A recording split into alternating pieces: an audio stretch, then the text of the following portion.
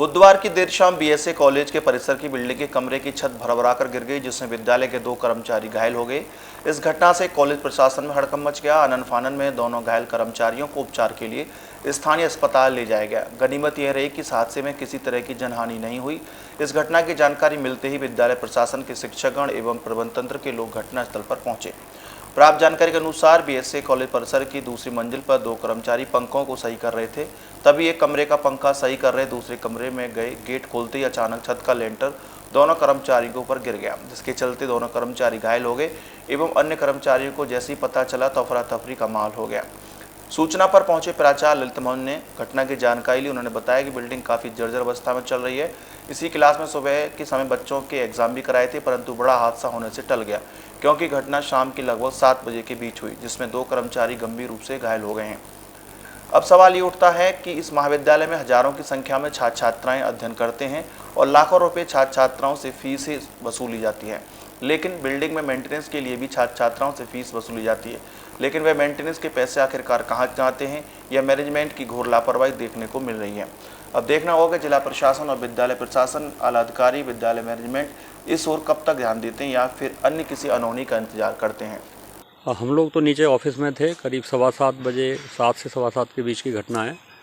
हमारे ये दोनों कर्मचारी ऊपर जो दोपहर में शिकायत मिली थी कि कुछ कमरों के पंखे ख़राब हैं, उनको सही करने आए थे।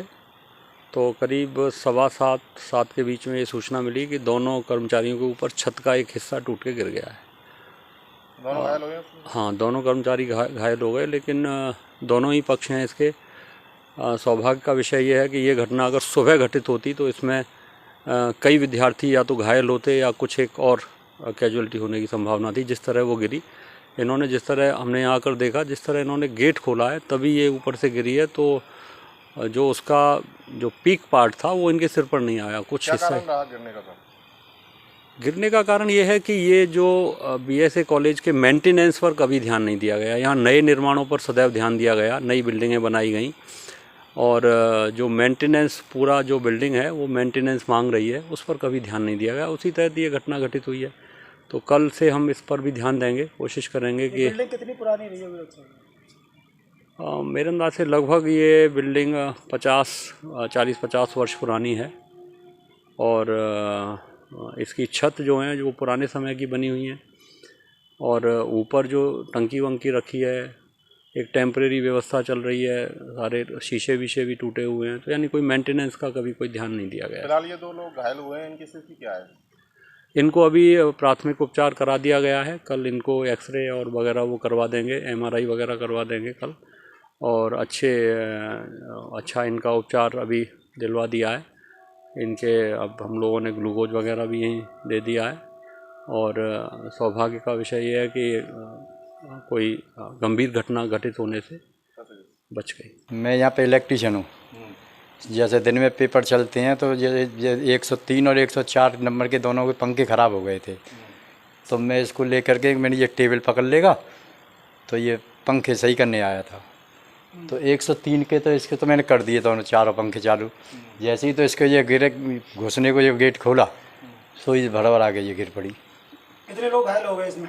हम 2 ही आदमी थे, क्योंकि पेपर तो उस टाइम ख़त्म हो गया था। क्या नाम है दूसरे का? अमित शर्मा। सर वो पंडित जी, मैं यहाँ पर ऑफिस पे हूँ। पंडित जी मेरे से बोले थे, अमित चल मेरे साथ जरा ऊपर के पंखे कुछ दिखवाने। इसके दिखा दिए थे 103 की, और 4 को जैसे ही गेट खोला है तभी सर ये दीवार से गिर गई। कहाँ चोट आई है आपके? सर मेरे यहाँ कोठे पर आई है। दोनों घायल हो गए? हाँ, मैं और पंडित जी दोनों, उनके सर पर आई है। देखिए, जो पुरानी बिल्डिंग है उसके प्रथम तल पर 104 नंबर कमरा है।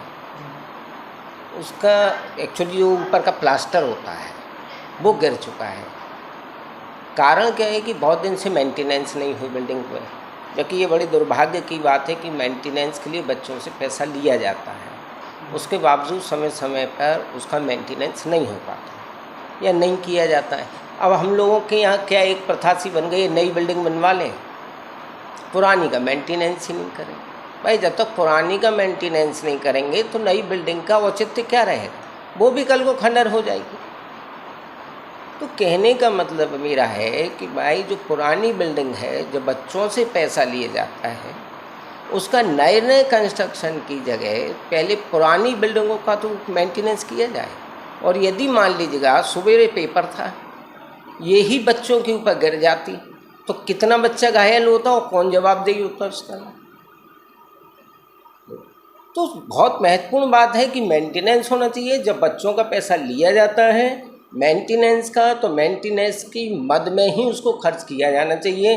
खाम खा के यहाँ वहाँ की चीज़ों में खर्च नहीं होना चाहिए।